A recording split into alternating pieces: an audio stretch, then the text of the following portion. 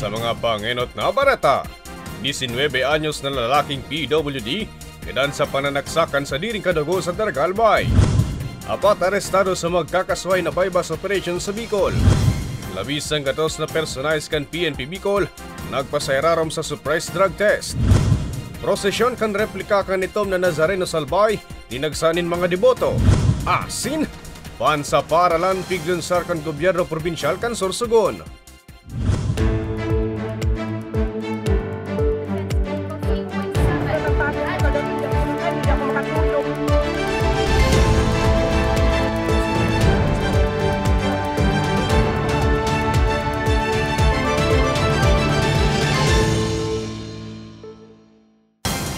Maray na hapon, Miyerkules, Enero 10 taong 2024. Unina ang mga baretang tatak Bicol. Madadangugman ang mga baretang ini sa 88.7 Radyo Uragon Catanduanes at si 90.7 Radyo Uragon Legazpi. Sa detalyes, 19 anyos na lalaking PWD na dukayang gadan sa creek na sakop kan Barangay Anislag sa Banwaan kan Daraga. 14 anyos na pinsan kan biktima. Pigtutok dong sospek. Si May Arango sa detalye. Sa creek na ini sa Purok 5 Barangay Anislag Daraga-Albay, nadukayang gadan asintadtad nin saksak ang 19 anyos na residenteng si John Cedric Cabingan, pasado alas 12:10 ning udto kasudma Enero 9. Base sa investigasyon, alas 5:20 nin aga kang parehong aldaw, sinundo sa harong ang biktima kang pinsang kaining 14 anyos, ngani magpasiring sa harong kan sa indaman sa ng kaparyente. Alagad ang biktima, day na nakaabot pa sa indang dudumanan, makalis na pagsasaksakon kan sa diri man sa ng pinsan, matapos subot na makulitan sa biktima na sarong PWD. Antiyaong ka magpinsan na si Nanay Lina, hastangon niyan, day pa makatubod sa nangyari. Nagtutubod siyang may pag-iriba ang 14 anyos niyang pamangkin sa kinaimbweltuhan kaining krimen. Ako yata, nagsinyas daw yun na yung lola, aalis daw siya ng 4 o'clock. Yun lang ang sabi. Oo, nang magluto na yung mama niya, dahil papasok yung mga kapatid niya sa ina, ay sa ama, nakita niya, wala na sa higaan. Pero yung gamit nandyan, ibig sabihin hindi pumasok. O di, inantay namin mag-12 o'clock, hindi pa dumarating. So yun nga, nabalita ng mga bandang 9 ata, may nakapagsabi. Hindi namin nasabi sa kapatid ko dahil baka mabigla siya. May nagsabi doon na may patay nga daw. Yung tinignan nila, yun nga, siya na yun. Sigun kay punong barangay Elmer Lodronyo, saro sa mga residentes niya ang nakapagpaabot sa iya ning sumbong, dapit sa nahiling na bangkay ning tao sa nasambit na creek, natulos man niyang nakumpirmar. Nangyayaring arugkaan. Yun sige na, magpaaram din sa muya sa mga otoridad, lalong-lalo sa mga barangay official, para mataon tatulos kay immediate action o ano dapat na sa tuyang tigibo. Sigun naman kay Police Lieutenant Colonel Edmundo Cirillo Jr., hepe kan Daraga Municipal Police Station, mantang nasa crime scene. Sarong kapamilya kan sospek ang nagdulot sa inda, asin naghagad ako din na mapababa ang 14 anyos na sospek. Natulong oras nang nasa itaas kan puon nin Mangga. Poko mas o menos 50 metros ang distansya gikan sa lugar kang pinangyarihan. Kan makumbinser na bumaba, digdi naman napatuga kang kapamilya ang sospek. Forested yung area, maraming puno. Then, nagkaroon sila ng scaffold doon eh. Nagkahabulan. Tapos, nung nasaksak niya na nga, hinila daw niya. Tubig naman yun eh, kaya kayang-kayang yung mga from kung saan niya nasaksak at nabalan siguro ng yung victim, hinila niya papunta doon sa may parting medyo tago, may mga kawayan at doon niya na iniwan. Mientras tanto, na-recover man sa lugar kang pinangyarihan ang ginamit na gunting kan sospek sa pananaksak. Tama sa liyog asin likod ang sinapo kan biktima. Sa presente, nasa punerarya pa ang bangkay kan biktima, mantang na-turnover na sa Municipal Social Welfare and Development Office ang sospek. Para sa mga baretang tatak Bicol, May Arango.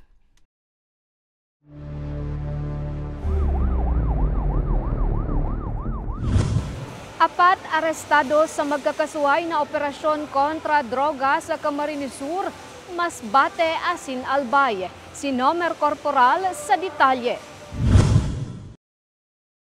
Daina nakapalagpa ang sarong tulak ning droga sa ikinasara na drug bypass operation kang personalis kang Iriga City Police Office sa Zone 3 Barangay Santa Cruz Sur, Iriga City. Alas 9:30 ning banggi kang nakalis na Lunes, Enero 8. Pigbisto kang otoridad ang suspect na si alias Pam na pigkukonsidera man bilang street level individual sa nasambit na lugar. Na-recover kay alias Pam ang 16 na pidasong transparent plastic shaylaw ang pigtutubudan na shabu na may gabat na 15 gramo o 102,000 pesos ang street value. Sa Banwa naman kan Goa kang Perong probinsya, nasa kote man kang otoridad ang sarong tulak ning droga sa Zone 1 Barangay Tagungtong. Makaliis na magpositibo man sa ikinasar na bypass operation kang kapulisan. Alas 9:50 ning aga kang nakaliis na Domingo, Enero 7. Na-recover sa suspect ang 30 plastic sachet logman ang pigtutubodan na shabu na may gabat na 11.65 gramo o 79,202 pesos. Sa Masbate City, diin naman nakapalagpa ang sarong lalaki sa ikinasar naman na operasyon kang PNP sa Boulevard Extension Barangay Espinosa. Alas 6:35 ning banggi kang Perong Aldaw. Pigkukonsiderar man ang nadakop na suspect na sarong street level individual. Na-recover sa posisyon kan suspect ang 20 pidasong transparent plastic shade na may gabat na 12 gramo o 81,600 pesos ang street value. Sa syudad naman kan Legazpi, dakop man ang 25 anyos na si alias Wakwako kan Barangay Dapdap sa ikinasara na bypass operation kang Legazpi City Police Office sa Barangay 24 Rizal. Alas 6:37 ning banggi kang nakalis na Sabado. Na-recover sa suspect ang sarong heat-sealed transparent plastic sachet na may log na shabu na may gabat na 7 gramo 47,600 pesos ang street value. Apwera sa droga, na-recover pa sa suspect ang sarong kalibre 38 badil.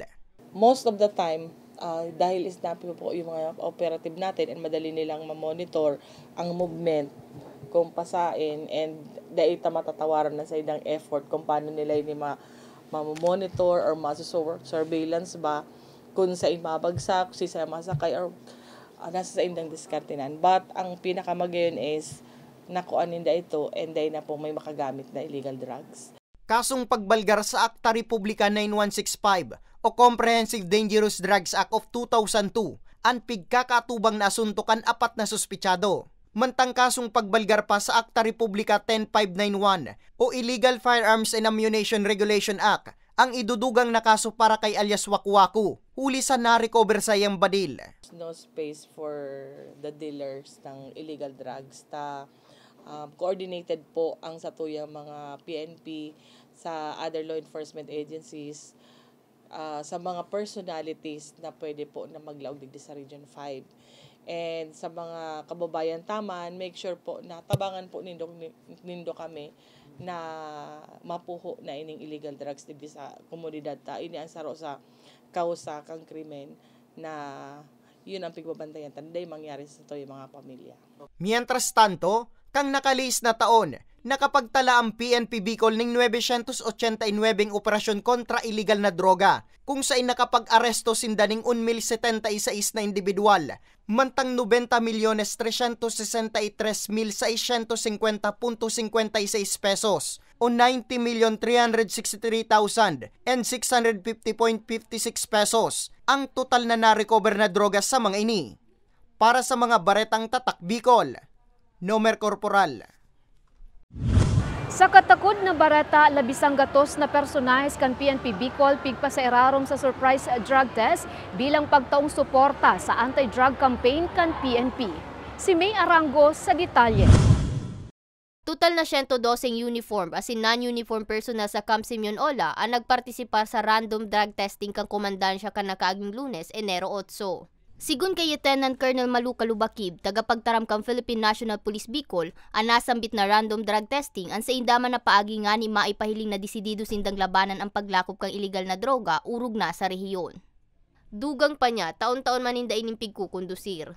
Random selection kan sa mga personnel. So, may schedule yan, pero dahil may arama yan.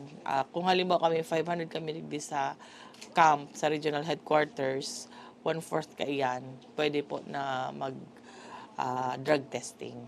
In kasong may magpositibo sindang personahe, sigun sa tagapagtaram, automatikong mahahali sa serbisyo. Kung mag-engage ka sa illegal drugs, try to think your future.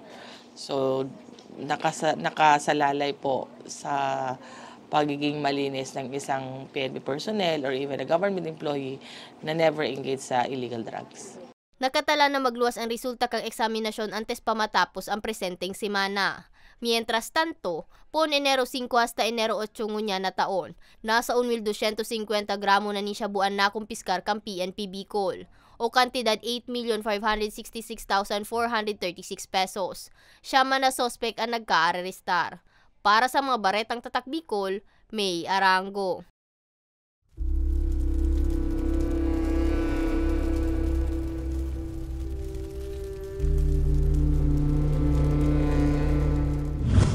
Sa ibang bareta, ikaduwang iskalon kan sarong-harong sa Daet Camarines Norte na sulo. Si Nomer Corporal sa detalye.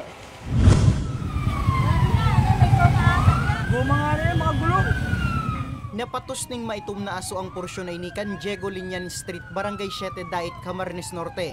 Matapos na masulo ang sarong residensya digdi mag-alas 12 kasudmang ugto Enero 9. Tulos man ining nirespondihan kan BFP.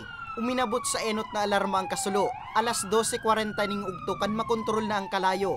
Alas 12:50 kang ideklara ining fire out na. Sigun kay Fire Officer 3 Reynan Sumalabe kan Daet Fire Station, nagpo ng kalayo sa sarong kwarto sa ikaduwang iskalon kan harong, kung sa inpigpurbaran pamangkuta kan saro sa tagsadiri kan harong na mapuo ang kalayo gamit ang fire extinguisher. Alagad marikas ining luminakop. Based po sa kwento ng sa interview naghihigda po sila tapos nag-cellphone. Buti naman nga po at nakababa po sing tulos. Pero sabi nung sa nakatira po sa bedroom, buti po at na tigtry niyang extinguish yung fire, pero talagang malakas na daw po talaga. Duman lang po sa taas. Actually po sir, ang sunog na sunog talaga is yung mga bedrooms. Pero ang isang bedroom nga po, dahil man siya na grabe na, pero sunog pa din. Sa presente, padagos pang pinagigibong investigasyon kan BFP sa kung ano ang kausa kang insidente. Siring man ang total na danyos na winalat kay ni. Maswerte man na mayo na ibang nadamay na residensya asin nakulugan sa pangyayari. Ang fire prevention po is bako lang kung March.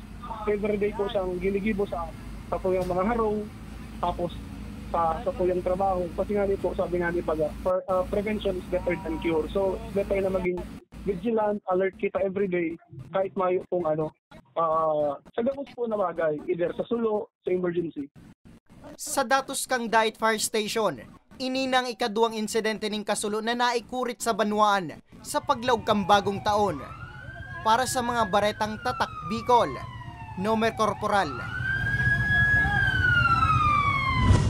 Kalinisan sa Bagong Pilipinas program kan DILG piglunsar sa Legazpi City. Si Regine Bues sa detalye. Aktibo sa pagpartisipar sa mga pigkukonduser na clean-up drive sa saindang lugar si Nanay Maria kan Barangay Dapdap, Legazpi City. Nagtutubod kaya siya na bako sana siya ang makikinabang kan malinig na kapalibutan, kundi imagi na nibang masunod na henerasyon.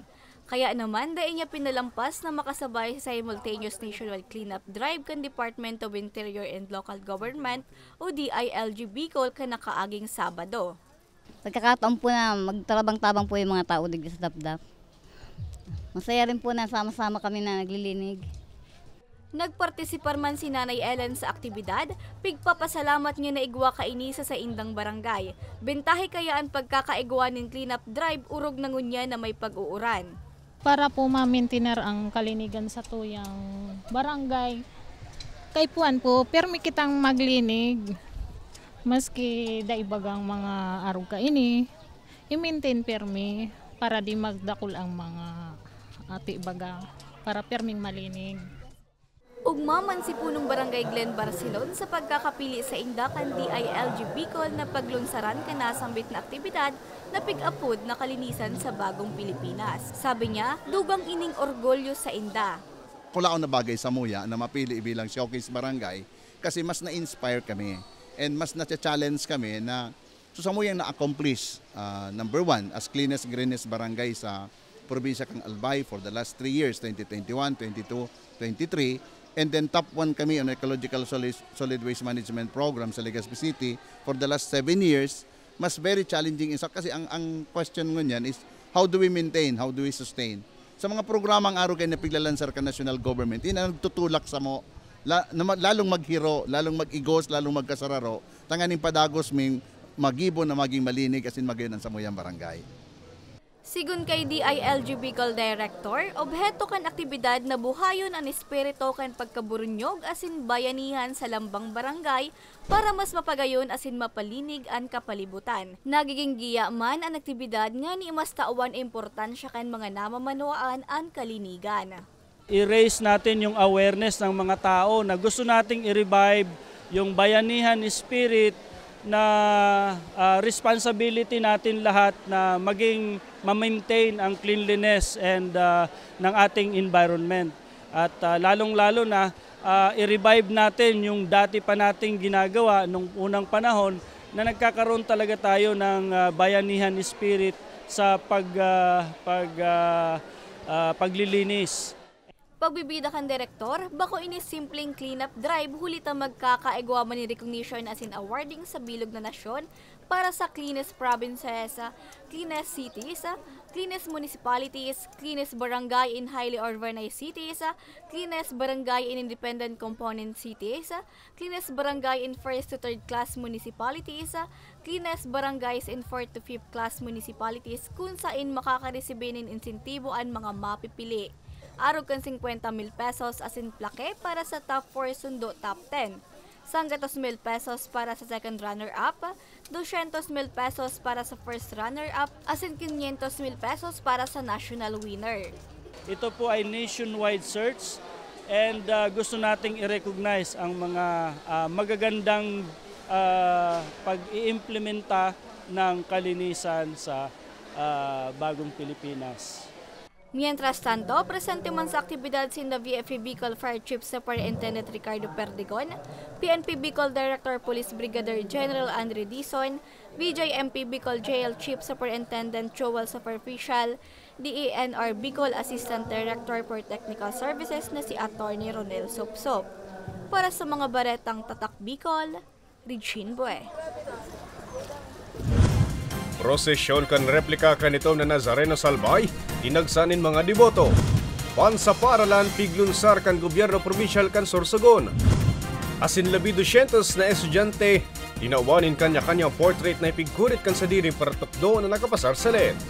Yan na sinibabang bareta sa samuyang pagbabalik.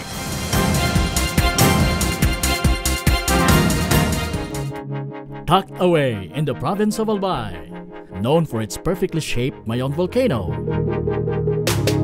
Misibis Bay Resort, a locally owned 5-hectare private island resort. The resort is ready for all those looking to balance tranquility and adventure. This tropical destination is where guests can either choose to relax under the palm trees or have an adventure under the sun. It features modern and luxurious rooms and villas, recreational facilities, and sophisticated services.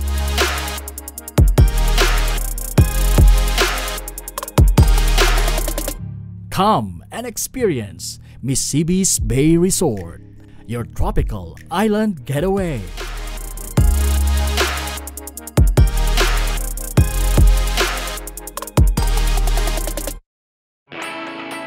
Naghahanap ka ba ng trabaho? Marunong ka bang mag-shoot ng video? Mag-edit? Magaling ka ba sa social media? Willing ka bang matuto? Graduate ng journalism o may alam na sa media? Apply na dahil naghahanap kami ng videographers para sa Camarines Norte, Sorsogon, Camarines Sur, Catanduanes at Masbate. Ipadala ang inyong resume sa actioncallcenter@gmail.com at maging pinakabagong miyembro ng aming team. Tara na! Apply na!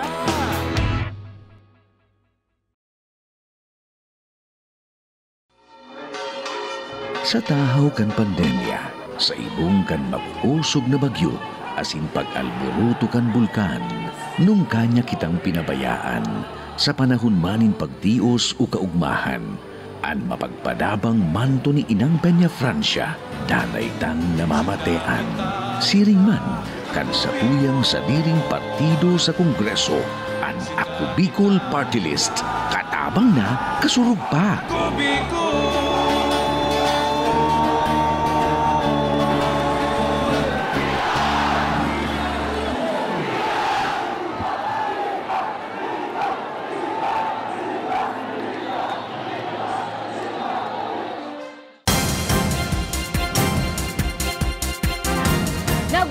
kan ako Bicol Online TV.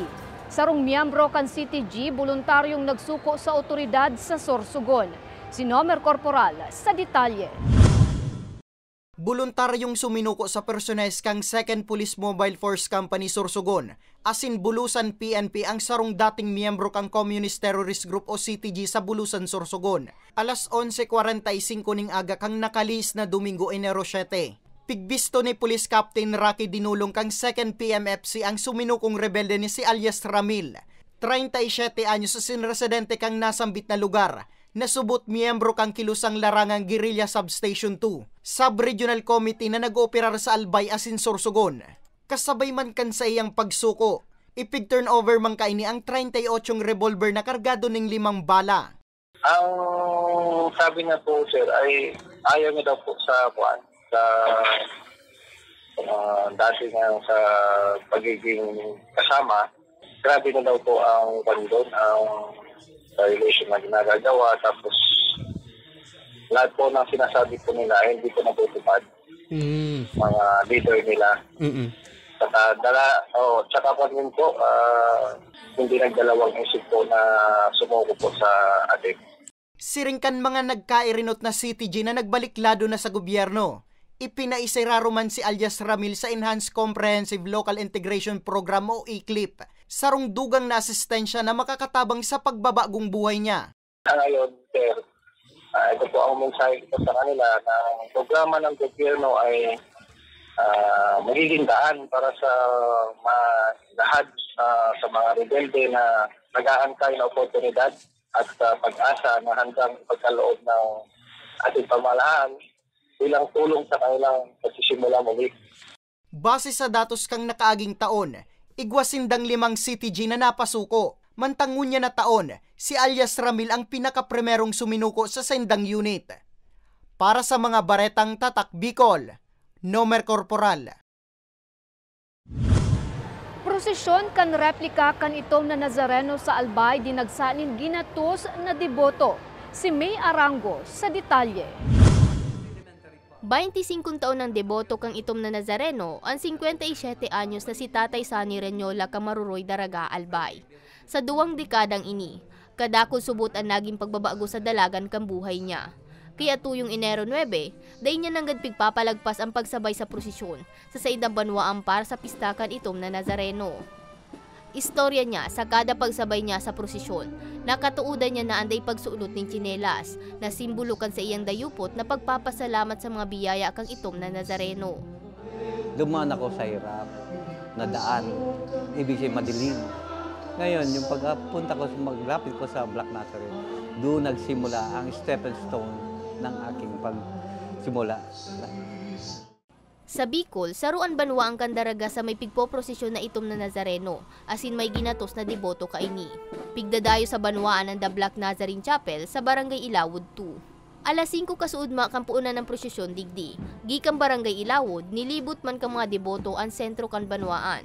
Ang 45 anyos na kapamilya ka nag-aataman sa pigprosesyon digding replika kang itom na Nazareno, asin debotong si Norman sa baybay, saro sa mga nagsabay man sa prosesyon. Sabi niya, ang pagsabay sa prosesyon, panataan nindang pamilya na nungka magbabago pa. Laking blessings sa amin ng Poong Nazareno. Inaano kami sa sakit, kung ano man namin hinihiling, binibigay din. Kaya yan ang panata namin sa Poong Nazareno.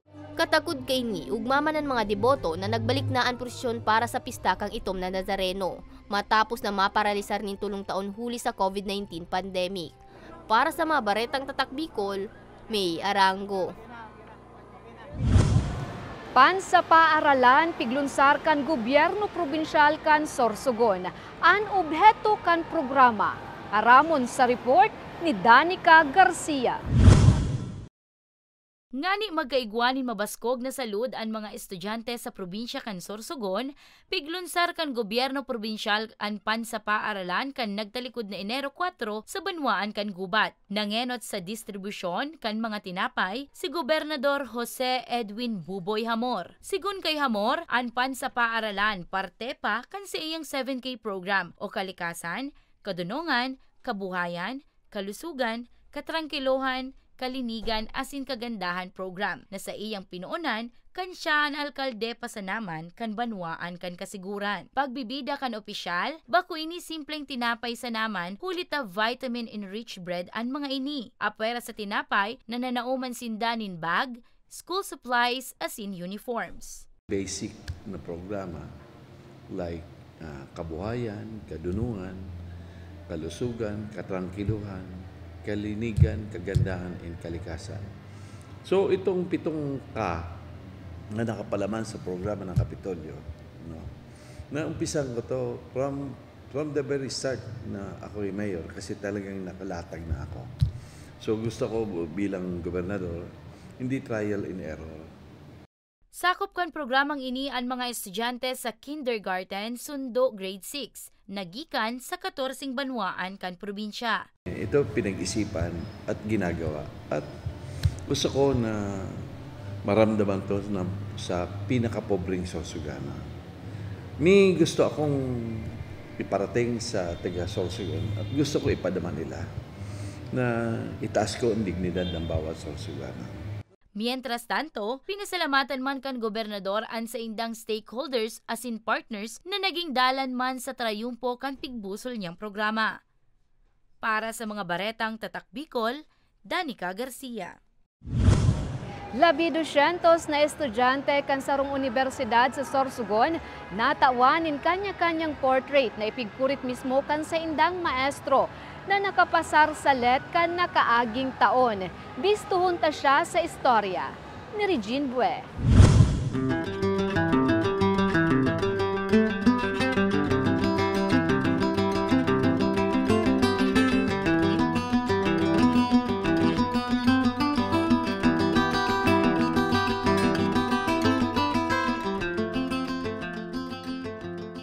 Sarong paratukdo sa probinsya ng Sorsogon ang pigbibiliban ngunyan makalihis na igurit kaini ang lalagon kan sa iyang 226 na estudyante. Storya kan 24 anyos na paratukdong si John Romel Leoncito kan Barangay 1 Poblacion Santa Magdalena, Sorsogon, naisipan niyang i-drawing ang mga lalagon kan sa iyang mga estudyante sa Sorsogon State University bilang pasasalamat sa mga ini. Apwera kaya sa pamilya, ang mga estudyante ang nagserbi man na inspirasyon sa pagkakapasar niya sa licensure examination for teachers o let ka nakaaging Marso.